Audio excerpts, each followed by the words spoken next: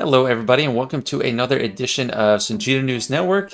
And there's a lot of stuff that just came out today. We've got the title update, Cal Kestis is back, so I want to look at his kit too, and also some issues going on with this title update. So first of all, I was kind of expecting a road ahead because we got a lot of things that need to happen. And there's a lot of stuff that came out in this title update, but this is kind of a road ahead length title update post by Meathead. And Crumb usually does the road aheads. So the big things we got are Zeffo, we got a bunch of quality of life stuff, like TV stat management, fleet management, turn order visualization, and treasure node simming and conquest. And this is amazing. This is going to save so much time. A lot of people tossed around that like, oh, please just give us Datacron node simming after we raid create or something. But this is even better. I'm going to just jump right to it. You don't even need to red crate, you just need to complete the node once. It's available to everyone. You don't need the conquest pass. Great. That would be awful if they did that, because you basically couldn't access a quality of life change unless you were a spender. You will not complete feats by it. That's kind of a no-brainer. I mean, I don't know why you'd be able to complete feats. You have to specifically go in and do things to do that. It will not use stamina, which is very nice. It will use conquest energy, totally fine. And just once you manually complete the node, you'll be able to sim on your Datacrons, which is awesome because I don't finish Red Box until a few days before it ends. But even so, every day I do a few feat battles on the Datacron nodes after I get through the whole table. And then I have to do a bunch of random battles, just sit there in auto. So this is one of the best quality of life perks we could get, especially me. Moving back to the top, we have the bonus node Zeffo. You will be able to get some extra rewards from it. And to unlock, you need at least 30 guild members to complete the special mission on Baraka, which needs Sir Junda and either Cal Kestis or Jedi Knight Cal. So Baraka is the R6 node. Our zone, so you'd probably need them at Relic 6 for that. I haven't looked too much into it because I'm just so off from Seer at this point. But my guild won't get to this for a while. Those are brand new characters. There's also several combat missions, a special mission, and a ship's mission. The combat missions just seem standard. You get a little bit of combat points, but not too many. There's one that doesn't require any special units or factions. One requires all unaligned force users, which, since it's a light side planet, it's probably going to be a Sir Junda team. Then third one, you need Giant Cal Kestis. And for the special mission, you need 5 clone troopers. And you get 50 Mark II Guild event tokens per completion. So you can top out at 2,500, which is quite a lot. And 5 clone troopers, people have clone troopers. So once you have Sir Junda and Cal, this will be a nice bonus. And the ship's mission requires Negotiator. That's kind of nice because you can do this planet at the same time as like Kashyyyk. So you can have like 2 planets simultaneously. And everyone uses Profundity on Kashyyyk. So having Negotiator just required is actually kind of nice. So an important note to players, the combat mission special mission will feature combat against Tomb Guardians, which can't be defeated unless they are stunned. That's a very interesting mechanic. We also got a data mine showing an image. I think that might be one of what those are. Yeah, so here it is. I'm on the Swigga events server, and there's this guy here. And I thought this was some kind of Sith Lord from the Old Republic era that I didn't know about. I haven't played the Jedi Fallen Order games because my Xbox is broken. But I guess he's just a Tomb Guardian, but it looks pretty cool. Going back to the post, they also add a note that not all bonus zones will be the same, meaning Zeffo's rewards and requirements will likely be different from future bonus zones. I mean, I'd assume the requirements would be different and the rewards, but I mean, I guess it's nice to note. I'm not exactly sure how this reward structure works, because reward 1, they're saying they require a certain amount of combat points, and the way territory battles work, in total, it's, you're getting stars in zones, not tracking your combat points. But maybe this opens that up because I would assume this includes platoon bonuses too. But I don't know, and I doubt you can get this many on a single planet. That's 287 million. And you're getting like, well, actually, maybe it is just for that planet because you can get, 1.6 million there. You can get If everyone perfectly completes every mission, or if one player completes every mission, they can get 2.388 million combat points times 50. So the whole guild tops out at 119 million combat points. I mean, will you get to hit it multiple times? I don't understand. The rewards are, so reward 1, you get 150 Mark III guild event tokens, 20 battle techs, the higher text battle computers, those are the computer one, obviously, and then reward 2, you have 300 Mark III guild tokens, and the shock prod, chirotech, and then reward 3, 1 star. So again, I don't know how that is actually working for these figures, because if everyone maxed out all of these, you only get 119 million. So I'm missing something else out there. Saying this bonus star gives the guild an opportunity to get an additional star. So people aren't close to maxing out this territory battle yet, not at all. But they just add an extra star tier to the rewards where you get 25 more crystals, a little bit more of each of the currencies. It just gives people a little more to work with. And okay, I think I maybe figured out where I'm missing the combat mission points, because you are getting platoons in this, and I'm assuming just like the rest of this territory battle, the platoons are huge, so more than half of your combat points are probably going to have to come from platoons for this.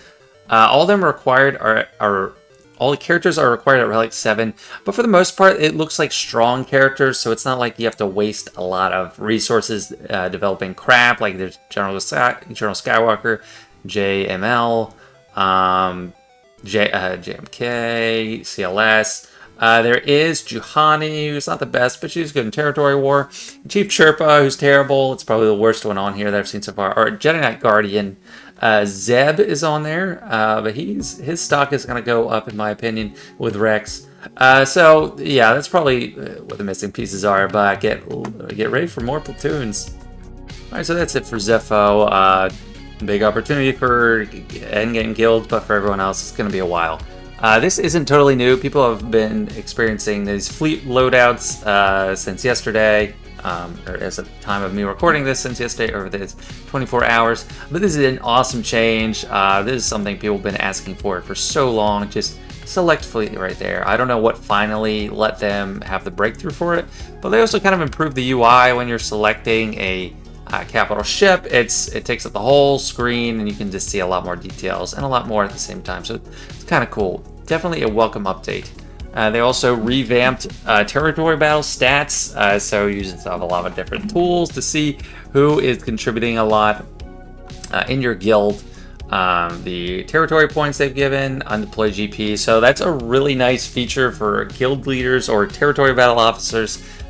Just get a sense of who's deployed, who still has something left to give. So really easy, really helps out. And they've done this filter change across the whole game. I'm pretty sure everyone's experienced this by now today, or maybe they haven't if they didn't manually update their game. This is so nice, and this is everywhere. So when you're like selecting a faction to sort out your characters, you don't just get one long column, you have 3 columns to look for. That takes up the whole screen, so it saves you a lot of time scrolling, which is definitely awesome.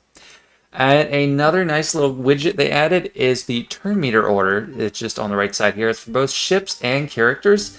And it's just showing, unless something changes, this is the order everyone's going to go in. So here, the example, we have a sortie team against this B2.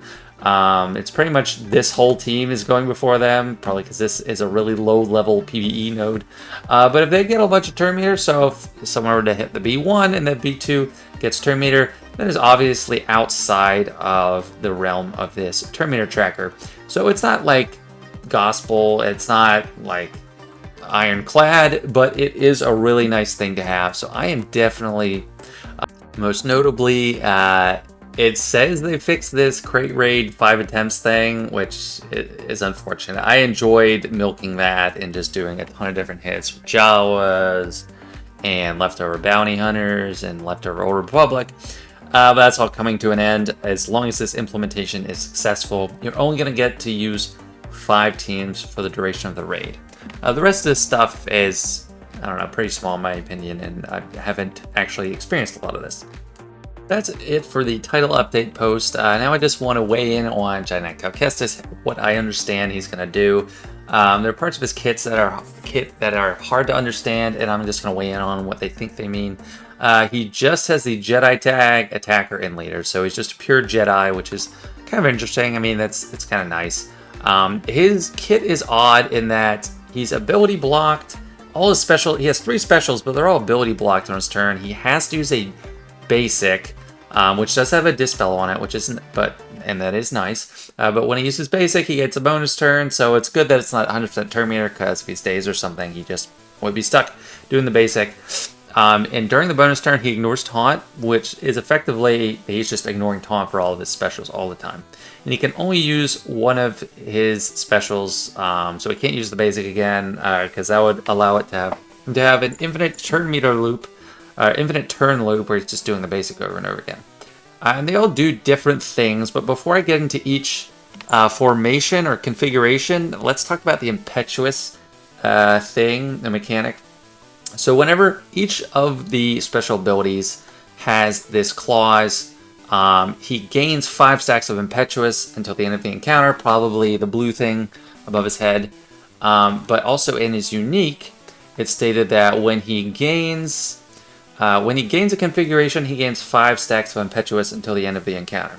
So I take that to mean every time he switches to a different one, that's him gaining a configuration, he's going to gain an extra 5. So if you do use a different configuration each turn, you can get the 30 stacks after 3 turns. And then on the 4th turn, he can use this ability. So it's Impetuous Assault. It's an insta-kill. You can only use it when he has 30 stacks of Impetuous. And the first time it's used, it instantly defeats a target enemy.